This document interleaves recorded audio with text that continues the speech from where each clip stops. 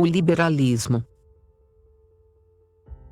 Combato o liberalismo porque estou convicto de que é a maior fonte de injustiça social, a origem principal de todas as ironias políticas, que desonram o mundo moderno e contemporâneo. Jackson de Figueiredo.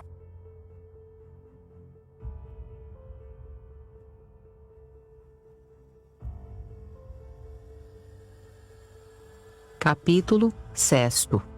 O liberalismo e a maçonaria. Um ponto digno de estudo, na questão do liberalismo, consiste na caracterização das suas relações com a maçonaria. Isto porque, provada que seja a intimidade entre ambos, verificada de modo incontestável os laços de mútua dependência ou de subordinação de um ao outro, daí resultará a identidade de julgamento para a doutrina liberal e a sociedade secreta. Deve ficar desde logo assentado que a maçonaria é a mais nefasta das instituições até hoje conhecidas. A ela, muito mais que a qualquer outro fator, cabem as responsabilidades desta hora de confusão, de anarquia e de angustias que o mundo atravessa. Foi ela a animadora, quando não, a promotora, de todas as empreitadas de desordem, no mundo ocidental, de que resultou o malogro do espírito cristão na vida pública das nações e no seio de grande parte da própria sociedade familiar. Revoluções, lutas religiosas, utopias democráticas, assassínios, guerras, imperialismo político, financeiro, judaico, costumes licenciosos, propaganda da impiedade, dissolução dos lares, febre de gozo, convulsões intestinas, tirania capitalista, internacionalismo farisaico, repaganização social, em suma, tudo quanto compõe a tenebrosa catadura da cidade moderna. Isto é, do mundo moderno tudo se origina do espírito anticristão e anti-ocidental que se gera no monstruoso ventre da maçonaria. Muita gente, sobretudo entre nós, tem dificuldade de compreender isso. Não conhecendo a perigosa seita senão através do seu disfarce de beneficência ou da adesão que lhe prestam pessoas de sua intimidade, modestas, bondosas e pacíficas, inclina-se a julgar como exagero tudo de mão que se atribui à maçonaria. Na superficialidade desse conhecimento está a razão da sua insuficiência. E tanto assim que, quem aprofunda a sua observação além da camada de engodos com que ela costuma iludir os incautos, convence-se de que é mais do que justa a campanha que lhe movem os espíritos sensatos. Seu caráter secreto bastaria para indispor contra ela as pessoas bem informadas. O bem não é inimigo da luz. Só o crime, para a sua terrível trama, necessita do concurso das trevas. A treva é o ambiente próprio da maçonaria. Sua ação, como a das conjuras, desenvolve-se nos subterrâneos, de modo que todo mundo lhe constata os efeitos, porém não alcança as causas. Assim sendo, a maçonaria consegue não somente fugir às responsabilidades dos fatos, como ainda, no caso de impopularidade, atribuí-las a terceiros. A adesão de pessoas reconhecidamente bem-intencionadas ou inócuas não tem maior significação, precisamente em virtude do caráter secreto da instituição. A iniciação em seus segredos obedece a um engenhoso processo de limitação a tal ponto que só um pequeno número de privilegiados adquire o conhecimento total dos seus planos. Daí decorre que muito maçom é, sem ser assim como há não poucas pessoas, que o são, sem saber. Com efeito, ser maçom é possuir a qualidade de maçom. E essa qualidade não se adquire com o simples ato de inscrição nas fileiras maçônicas. A simples incorporação material não basta. É mister que o candidato aceite, adira o mais intimamente possível às ideias diretas da seita. Grande, portanto, é o número de maçons que ignoram redondamente quais são essas ideias. Por uma singular coincidência, as ideias do puro maçom são exatamente as do bom liberal. A liberdade, para eles, está acima de tudo. Os mais ousados não se receiam de declarar que está mesmo acima de Deus. Os mais tímidos guardam reserva neste ponto, consentindo em torno dele todos os equívocos.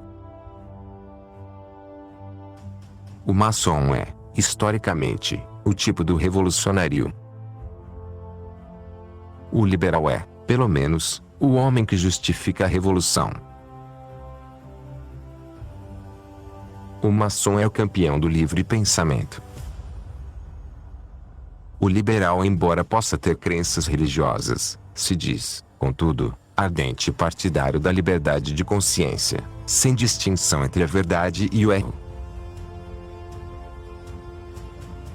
O maçom é o sistematizador do laicismo em todos os atos da vida pública e privada.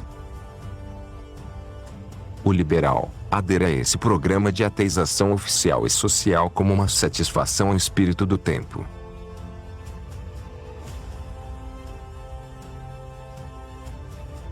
O maçom é pacifista no sentido de diminuir o sentimento patriótico e preparar o advento do cosmopolitismo que facilitará o esmagamento das nações mais fracas pelas mais fortes.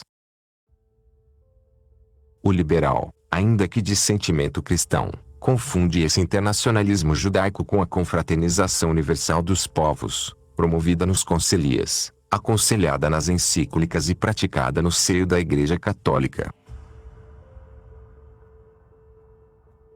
A maçonaria bate-se pela escola neutra, na acepção impia de escola ateia. A maçonaria faz questão fechada de propagar a moral leiga, de submeter a Igreja ao regime do direito comum. E porventura todos esses propósitos não são os que influenciam a mentalidade liberal.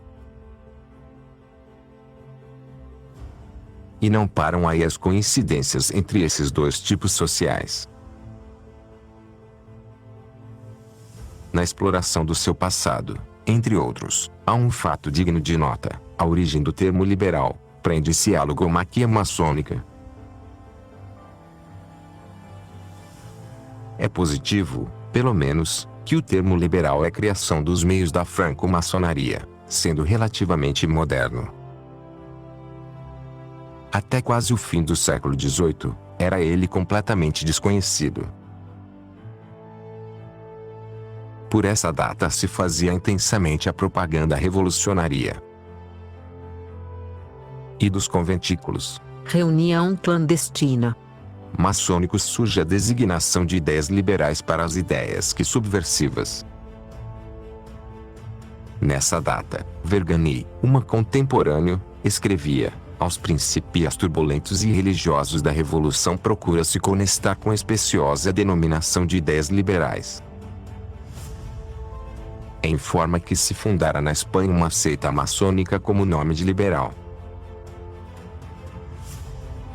Pelos começos da Restauração é que a palavra entra em voga, coincidindo com uma das fases de intensa impopularidade da maçonaria.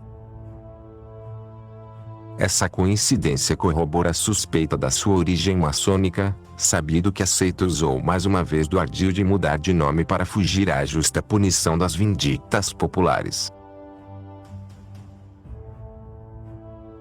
Data dessa época, em França, o prestígio de uma agremiação revolucionária, o Partido Liberal, em que predominavam os elementos maçônicos, e que promoveu a intensa campanha antirreligiosa de que resultou a deposição de Carlos X e a implantação da famosa monarquia de Julho, em proveito de Luís Felipe, Duque de Orleans.